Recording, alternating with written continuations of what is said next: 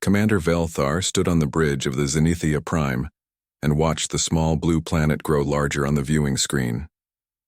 His forearms moved across the control panels with practiced ease, while his scaled blue skin reflected the soft light from the ship's displays. The Kethrani had explored thousands of worlds across the galaxy, and this one looked no different from dozens of others they had found before. The planet had water and green lands and a single moon that circled it slowly. Deep scans showed primitive life forms and what appeared to be basic technology scattered across the surface. Velthar's second officer, Zekthos, approached with a data tablet in his lower hands. "Commander, the scans show bipedal creatures with simple metal and electronic devices," Zekthos said with the confidence that came from centuries of conquest. "They appear to have basic space travel, but nothing that could threaten our ships." Velthar nodded and touched the communication panel. "Send the standard first contact message," he ordered. "Inform them that the Kethrani Empire has arrived to guide them into civilized society." Far below on Europa, Captain John Martinez was drinking his morning coffee when the alarm systems began screaming throughout Frontier Base. The small research station had been humanity's furthest outpost for 5 years, and nothing exciting ever happened there. Martinez dropped his cup and ran toward the communications center, where Dr. Lisa Kane was already working frantically at her equipment. "What do we have, Lisa?" Martinez asked as he watched the displays fill with strange signals. "Unknown transmission source, John."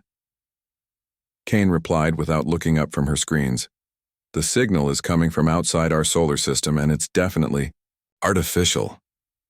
She paused and touched several controls. "The computer is trying to decode it now, but the language patterns are completely unlike anything in our databases." Engineer Pete Collins burst through the door with sweat on his face. "Captain, our long-range sensors are picking up something massive moving toward Earth," he said, breathing hard. "Whatever it is, it's bigger than anything we've ever built." Martinez felt his stomach drop as he realized what this meant. "Are you saying we've got visitors, Pete?" "That's exactly what I'm saying, sir," Collins replied. "And they're not from around here." Kane suddenly straightened and turned toward Martinez with wide eyes. "I've got a partial translation, John," she said quietly. "They're calling themselves the Kethrani Empire, and they want to talk." Martinez moved to the main communication panel. "Put me through to Earth Command immediately," he ordered, "and keep working on that translation." The next 6 hours passed in a blur of activity, as messages flew between Frontier Base and Earth, while Kane worked to decode more of the alien transmission. When the full message finally came through, Martinez read it 3 times before he could believe what he was seeing. "Primitive species detected." The translation read, "Your world will be incorporated into the Kethrani Empire for your own protection and advancement. Prepare for pacification and relocation to designated areas. Resistance will be met with appropriate force." Martinez stared at the words and felt anger building in his chest. "They want to conquer us before they even know who we are," he said to Kane. "They think we're just another primitive world to add to their collection." Kane nodded grimly. "The message includes data about dozens of other species they've absorbed over the centuries," she said. "Every single one submitted after minimal resistance." Martinez opened a channel to Earth Command, and Admiral Greg Walker appeared on the screen. "Admiral, we need to assume these aliens are hostile," Martinez said without any greeting. "They're not here to make friends." Walker's weathered face showed no surprise. "We've been analyzing their message too, John," he said. "I'm ordering all defense fleets to defensive positions around Earth and the outer colonies." He paused. "If they want to fight, they're going to get one." The Kethrani ship continued its approach toward Earth while human ships moved to intercept. Velthar watched the primitive vessels position themselves between his ship and the planet and felt amusement at their boldness. They appear to be attempting some form of military response. Zekthos observed, "Should I power weapons to show them the futility of resistance?" "Not yet," Velthar replied. "Send another message explaining that we mean them no harm if they submit peacefully." The human response came back within minutes, and Velthar's translator struggled with the emotional content of the message. Captain Martinez had sent a simple reply, We don't want your protection and we won't submit to anyone. Leave our system now or face the consequences. Zekthos hissed in annoyance. Commander, these creatures are clearly too primitive to understand. The benefit we offer them, he said. Perhaps a demonstration of our power would help them see reason. Belthar considered this carefully. In his 300 years of service to the Empire, he had never encountered a species that rejected their offer of protection. Usually, primitive worlds were grateful to join the advanced Kethrani civilization. These humans seemed different somehow. The first battle happened near Mars when 3 human destroyers moved to intercept the alien ship. Belthar ordered his weapons officer to disable their engines without destroying the vessels completely. The humans would see their technology was inferior and surrender quickly. But Captain Amy Rodriguez of the destroyer Valiant had different plans. As the Kethrani ship's energy weapon struck her shields, she ordered her crew to abandon ship and then turned her vessel directly toward the alien craft. What is she doing? Zekthos asked in confusion as he watched the human ship accelerate toward them. She appears to be attempting to ram us. Belthar replied with disbelief. But her crew is still aboard. The Valiant struck the Kethrani ship's weapon arrays at full speed and exploded in a brilliant flash that damaged both vessels. As the alien ship's shields flickered and failed, Belthar stared at the debris field where the human ship had been. Commander, the weapons officer reported, the human vessel deliberately sacrificed itself to damage our ship. There was confusion in his voice. The crew chose death rather than surrender. Belthar felt something he had never experienced before during a conquest. These humans had done something completely outside his understanding of how civilized beings behaved. They had chosen death over defeat, and their sacrifice had actually succeeded in damaging a superior enemy.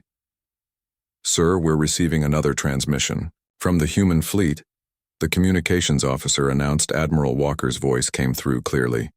You've seen what one human ship can do when we're determined to fight, he said. We have hundreds more just like it, and every single crew is ready to die before they let you conquer Earth. Belthar closed his eyes and realized that this world would not be like the others.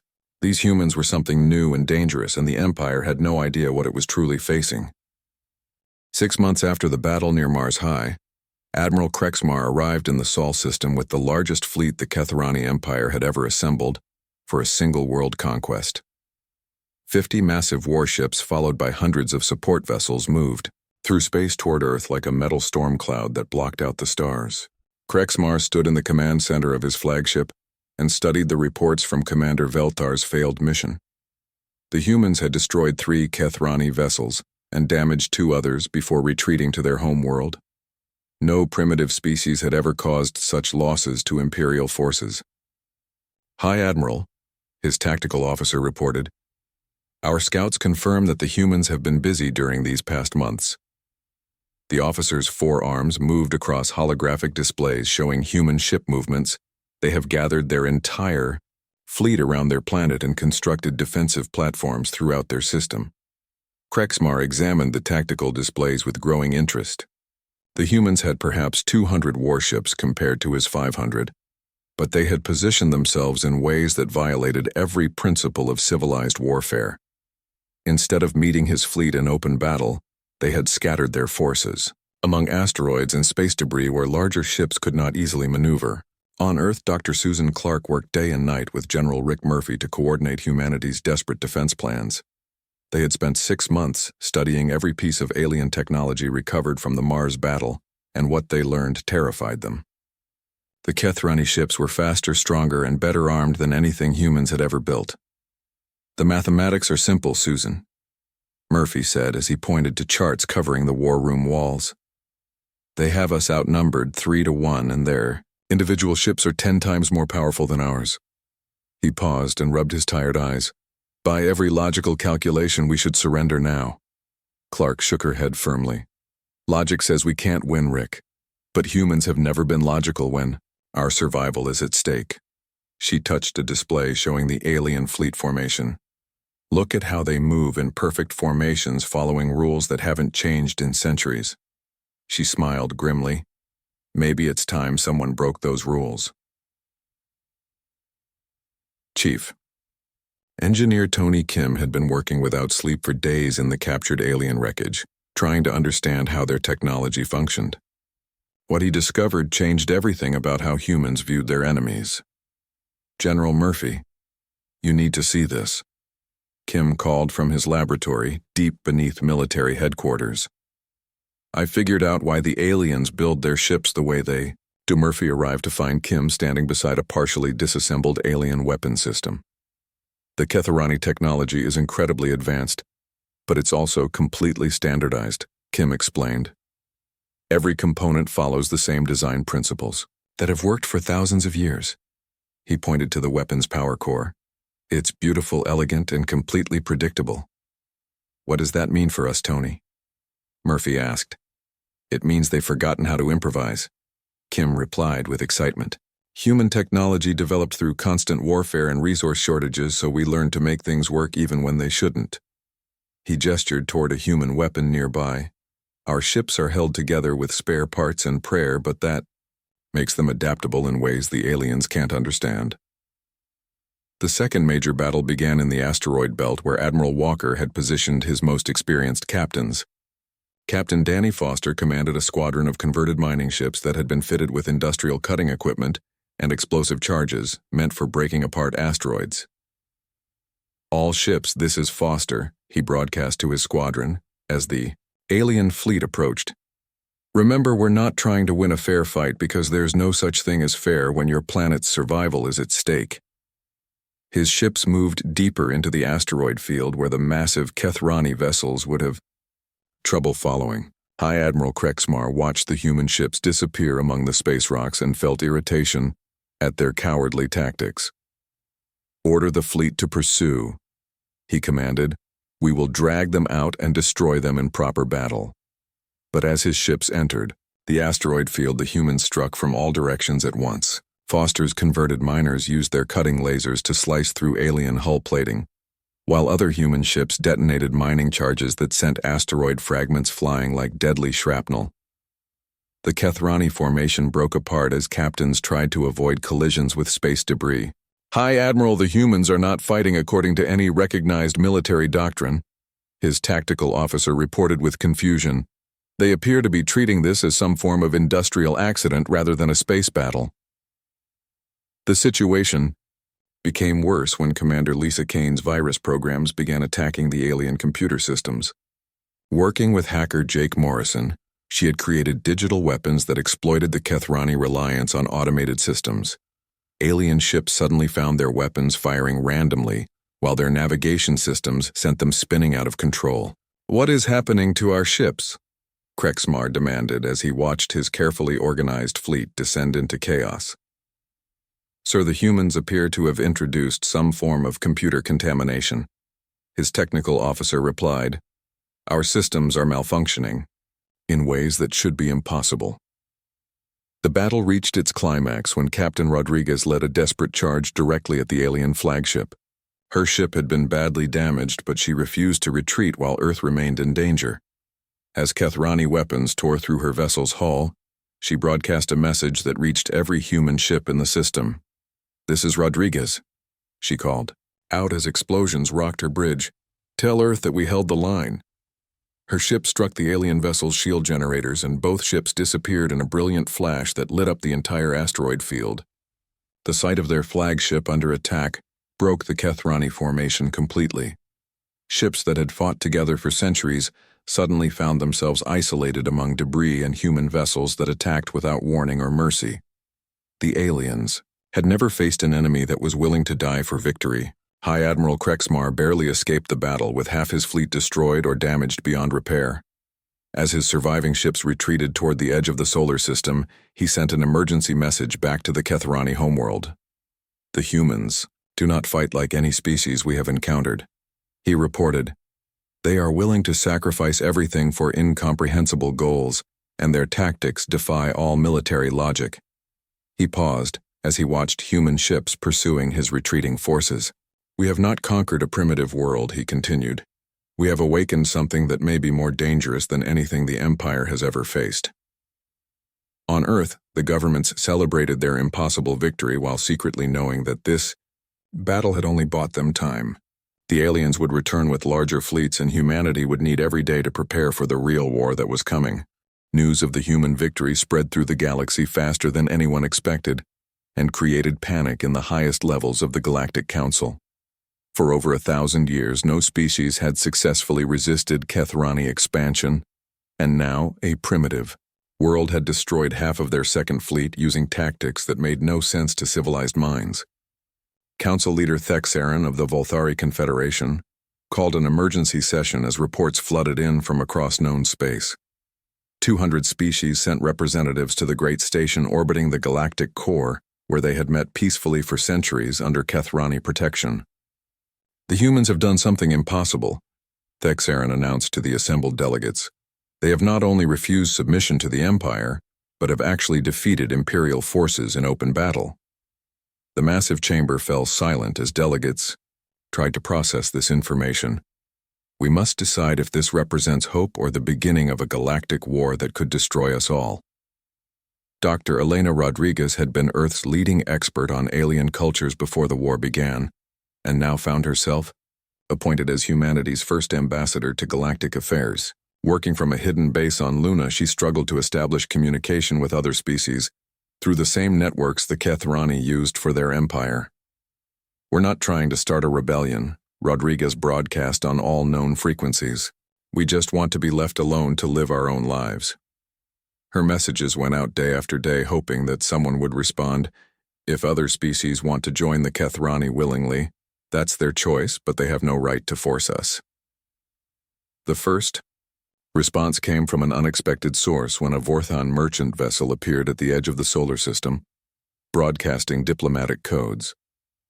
Captain Tim Brooks took his fastest ship to make contact with the aliens who had been neutral traders for centuries. The Vorthon captain called himself Shexmar, and his ship looked like a flying warehouse filled with goods from dozens of different worlds. His species resembled walking trees with bark-like skin and multiple branching arms that moved independently. Human Captain Brooks, Shexmar said through their translation system, "The Vorthon Collective has watched your war with great interest." His wooden features showed something that might have been amusement. "We have traded with the Kethrani for 800 years, and this is the first time we have seen them retreat from anything." Brooks studied the alien trader carefully. "What do you want from us, information?" Shexmar replied simply, "The galaxy is changing because of what you have done, and the collective needs to understand what comes next." He gestured with 3 of his arms toward displays showing star charts. The Kethrani controlled trade routes to over 50 worlds, and if their empire falls, the entire galactic economy could collapse. Through Shexmar, Brooks learned about the true scope of Kethrani power. Their empire stretched across a quarter of known space, with client species providing soldiers, workers, and resources for continued expansion. Dozens of civilizations had been absorbed so completely that they no longer remembered their original cultures. Meanwhile, on the Kethrani homeworld, Emperor Krell Thaxar, the Eternal, faced the greatest crisis of his 2,000-year reign. High Admiral Krexmar's report had shaken the foundations of everything the Empire believed about their place in the galaxy. War leader Zekthos stood before the Emperor's throne and argued for immediate action. "My lord, these humans are a cancer that will spread if we do not cut it out completely." His 4 arms gestured emphatically. "We must gather the Grand Fleet and burn their world to ash before other species begin to think they can resist us too." Emperor Krell considered this carefully from his crystalline throne that had been carved from a single massive gem. His ancient eyes had seen the rise and fall of dozens of civilizations, but never had he encountered anything like these humans. "Zekthos, your passion serves the Empire well, but we must understand our enemy before we act." The Emperor said slowly, "Send our best scholars to study everything we know about human behavior." He paused. "If they are truly as dangerous as Krexmar believes, then we need new strategies, not just bigger fleets." Dr. Sarah Blake had been working for months in the captured alien technology, trying to understand how Kethrani society functioned. What she discovered changed how humans viewed their enemies completely. "General Murphy, you need to see this biological analysis," Blake said, as she displayed her research on the main screens. The Kethrani evolved on a world with abundant resources. And very few predators. She pointed to genetic scans. They have never developed the survival instincts that drove human evolution. Murphy studied the data with growing understanding. You're saying they don't think like us? Exactly, Blake replied. Concepts like desperation tactics and acceptable losses are literally incomprehensible to them. She brought up behavioral analysis charts. They've been successful for so long that they've forgotten how to adapt when their standard methods fail. The third major battle happened when a Kethrani research fleet tried to capture human prisoners for study. Colonel Chris Anderson led Marine boarding parties against the alien flagship using tactics that no civilized species would consider. Remember, these aliens think they're scientists studying specimens, Anderson told his troops as their transport. Ships approached the enemy vessel. They're not expecting us to fight back once we're aboard their ship. The boarding action became a nightmare for the Kethrani crew who had never fought hand-to-hand combat against any species. Human Marines moved through the ship's corridors like predators hunting prey, while the aliens struggled to understand why their captives were attacking them. Sergeant Kate Miller found herself cornered in the ship's computer center with 3 wounded Marines and no way to escape. Instead of surrendering, she activated every explosive charge her team carried and destroyed the main computer core, along with herself and the crucial human tactical data the aliens had hoped to capture. The sight of humans choosing death over capture horrified the surviving Kethrani researchers who had expected to study primitive creatures, not face warriors who fought like demons. Their reports back to the Empire described humans as something fundamentally wrong that violated every principle of how intelligent life should behave. But the most important development came when the first cracks appeared in Kethrani client loyalty. The Arxani had been conquered 2 centuries earlier and forced to provide soldiers for imperial expansion. Their reptilian delegation secretly contacted human intelligence through Vorthon traders. We have waited 200 years for someone to prove the Kethrani could be defeated. The Arxani ambassador transmitted, "If you can show the galaxy that the Empire can fall, then dozens of worlds will rise against their oppressors." Dr. Rodriguez realized that humanity's war had evolved beyond simple survival into something that could reshape the entire galaxy. Every human victory inspired other species to question their submission, while every defeat would prove that resistance was hopeless. The stage was set for a conflict that would determine whether the galaxy remained under Kethrani control or entered a new age where freedom was possible for everyone. The war had spread across a dozen star systems as more species began to question Kethrani rule, and Intelligence Officer Major Ben Lewis found himself coordinating with alien resistance movements that had been waiting centuries for someone to challenge their overlords. From his base on Mars, he sent encrypted messages to rebel groups on distant worlds, offering tactical advice and proof that the mighty Empire could be defeated. Dr. Victoria Stone led a new research team studying psychological warfare against the Kethrani, and her discoveries revolutionized how humans fought their enemies. Working in underground laboratories, she developed tactics specifically designed to create panic in alien formations by exploiting their inability to handle chaos and unpredictability. The Kethrani have built their entire society around order and control. Stone explained to General Murphy during a strategy meeting, when their plans fail, they don't adapt, they freeze. She displayed recordings from recent battles showing alien ships stopping in place when faced with unexpected human tactics. We can use this against them. Meanwhile, the Zephyrian war clans had secretly begun training with human military advisors on isolated colonies far from Kethrani patrols. General Nicole Carter established covert camps where alien warriors learned human fighting techniques that emphasized speed aggression and unpredictable movement patterns.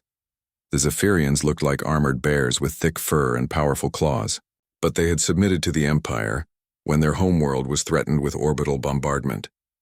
Now their young warriors practiced human combat drills with an enthusiasm that worried their elders, who remembered the cost of defying the Kethrani.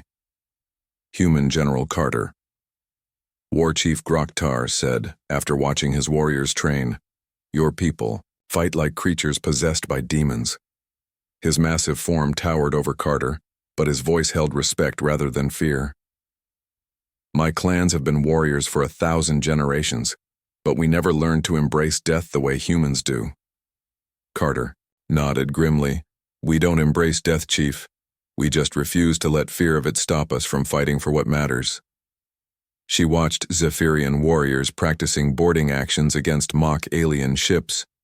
"Your people have the strength and courage. They just need to remember how to use it."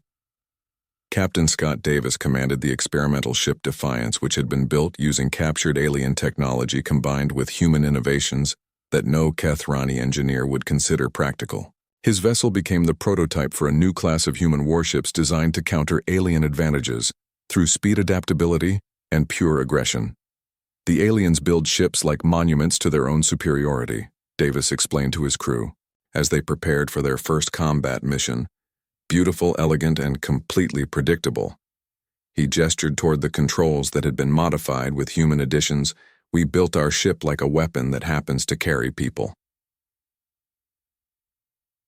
The Defiance looked wrong compared to both human and alien vessels with asymmetrical hull plating that could be jettisoned to confuse enemy targeting systems and weapon arrays that violated every principle of balanced design. It was fast enough to outrun most Kethrani ships and tough enough to ram through their formations without being destroyed.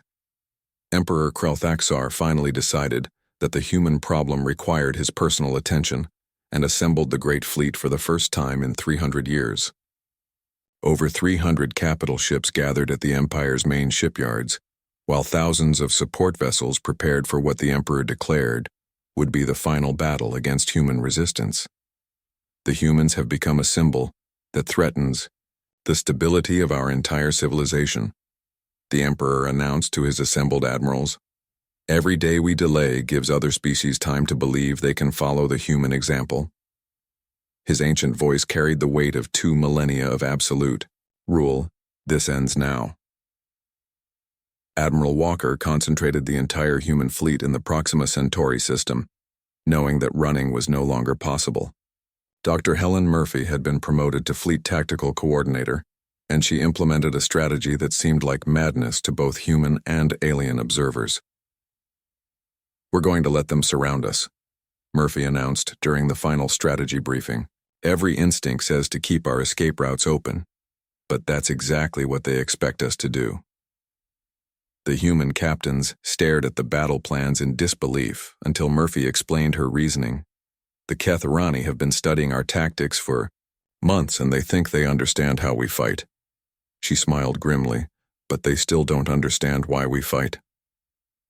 The decisive battle began when the Great Fleet arrived in overwhelming force and moved to encircle the human positions. Emperor Krelthaxar commanded from his personal flagship, believing that his presence would inspire his forces and demoralize the humans, who would finally understand they faced the full might of the Empire. Captain Amanda Price commanded the battleship, Liberty, and watched as alien ships surrounded her fleet in a formation that would have terrified any rational military force. But humans had stopped being rational the moment their survival was threatened, and Price felt only determination as she opened communications to all human ships. "This is Price to all vessels," she broadcast. "Today we prove that some things are worth dying for." Her ship's engines roared to life as she broke formation and charged directly at the Emperor's flagship, For Earth. The human fleet erupted into action with individual ships breaking their careful formations to exploit momentary weaknesses in the alien lines. Each captain made their own decisions about where to strike, while alien commanders struggled to adapt to an enemy that refused to follow any recognizable battle plan. Price's ship took devastating damage as it fought through the Kethrani formation, but she never wavered from her target. When the Liberty's weapons failed, she ordered all power to engines and rammed her vessel directly into the Emperor's flagship at near light speed. The collision created a cascade reaction that destroyed 12 alien vessels and crippled the flagship, where Emperor Krelthaxar found himself facing capture by human boarding parties led by Colonel Ryan Fox. The Emperor had ruled for 2,000 years and conquered hundreds of worlds, but he had never imagined himself at the mercy of primitive creatures. Rather than face the humiliation of surrender, the Emperor chose to activate his ship's self-destruct system, taking himself and hundreds of humans with him in a final explosion that lit up the entire battlefield. His death broke something fundamental in the Kethrani psyche. as soldiers across the fleet watched their immortal ruler choose destruction over defeat. The great fleet began to retreat in disorder as ship after ship abandoned the battle rather than face the same fate as their emperor. Human vessels pursued them relentlessly, showing no mercy to an enemy that had planned to exterminate their entire species. Word of the emperor's death spread through the galaxy within hours and sparked rebellions on dozens of worlds as client species realized that their oppressors were not invincible after all. 1 year after Emperor Krelthaxar's death, the Kethrani Empire had collapsed into civil war, as different factions fought for control, while rebellions erupted on dozens of worlds across the galaxy. Humanity found itself thrust into the role of Galactic Liberator, which brought responsibilities that no one on Earth had expected or wanted. Ambassador Dr. Patricia Green led the newly formed Terran Diplomatic Corps in negotiations with species that had been under Kethrani rule for centuries. Many alien civilizations struggled with concepts of self-governance after generations of imperial control and looked to humanity for guidance that humans were barely qualified to provide. "We never wanted to rule anyone," Green explained to a gathering of newly independent species representatives. "We just wanted to be left alone to live our own lives." She gestured toward the holographic display showing rebel-controlled territories. "But if you need help learning how to govern yourselves, we'll do what we can." Admiral Kevin Rodriguez had been promoted to head of Galactic Fleet Operations and found his forces spread across dozens of star systems fighting alongside alien allies. Against Kethrani holdouts and emerging warlords, human ships that had been designed for desperate defense now served as the backbone of liberation fleets that freed world after world from Imperial control. "We're fighting 3 different wars at once, Kevin," General Murphy reported during their weekly strategy meeting. "Imperial loyalists who want to restore the old order warlords, who want to carve out their own empires, and desperate populations who just want the fighting to stop." Rodriguez studied the tactical displays showing active conflicts across half the galaxy.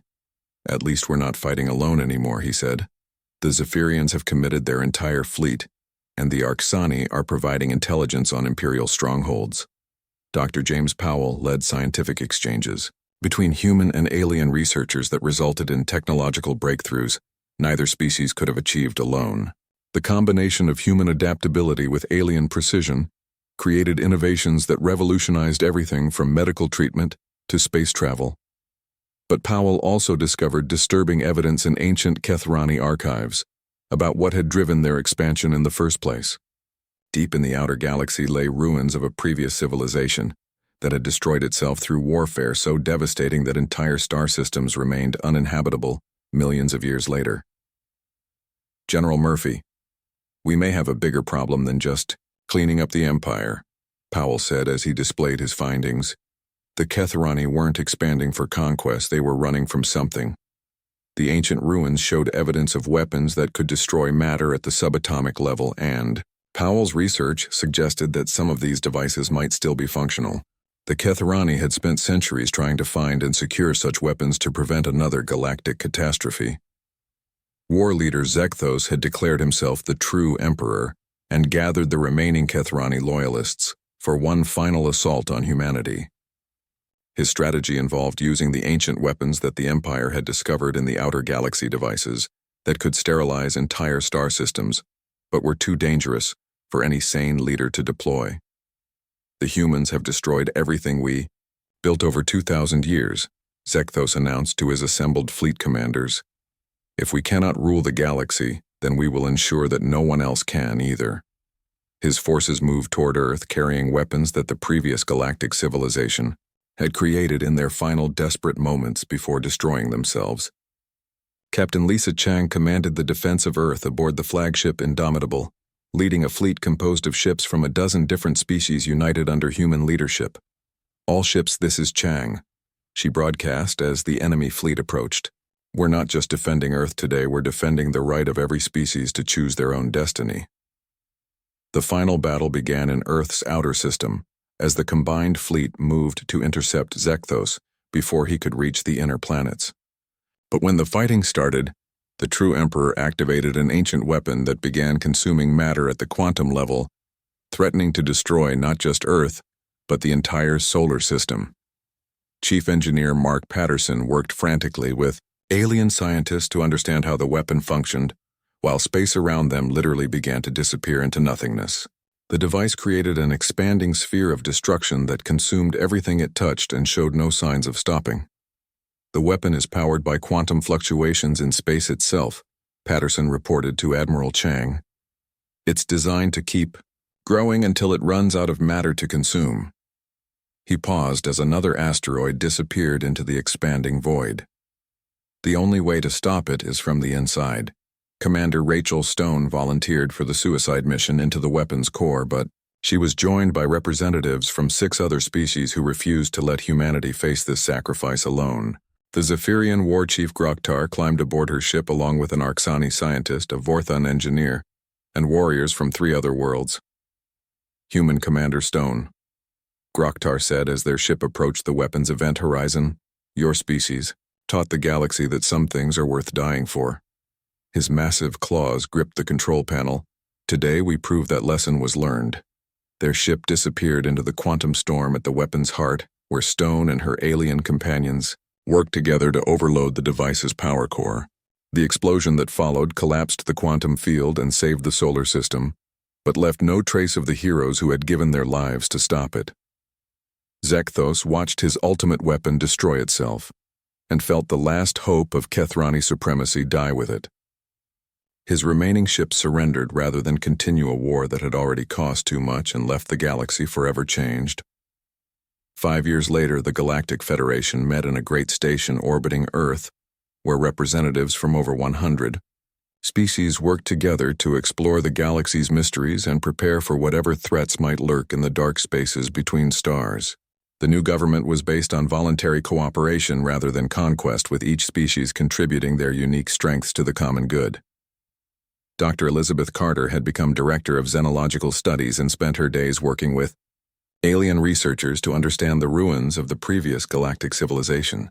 Her goal was to ensure that the mistakes of the past would never be repeated, and that the galaxy would never again face the choice between freedom and survival. "We've learned that the greatest monsters are not the ones who fight impossible odds," Carter wrote in her final report, "but those who surrender to darkness without even trying to resist." She looked out at the stars where human and alien ships worked together exploring new worlds. Sometimes being called a monster is the highest compliment a species can receive.